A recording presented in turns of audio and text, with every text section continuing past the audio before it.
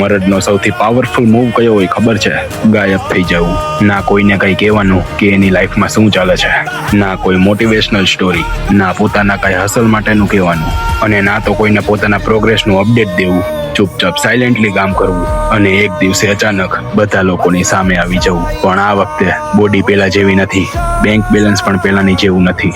Confidence, energy, mindset બધું next level થઈ ગયું છે.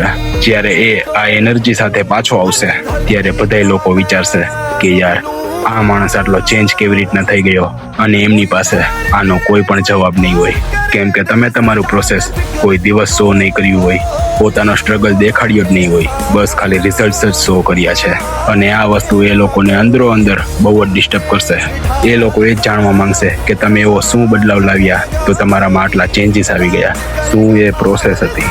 એટલે જ જો તમારે આવું કમબેક જોતું હોય તો ગાયબ તો થવું જ પડશે. અને જો ડેઈલી ઇમ્પ્રુવમેન્ટ જોતી હોય તો આઈડીને ફોલો કરવાનું ન ભૂલતા.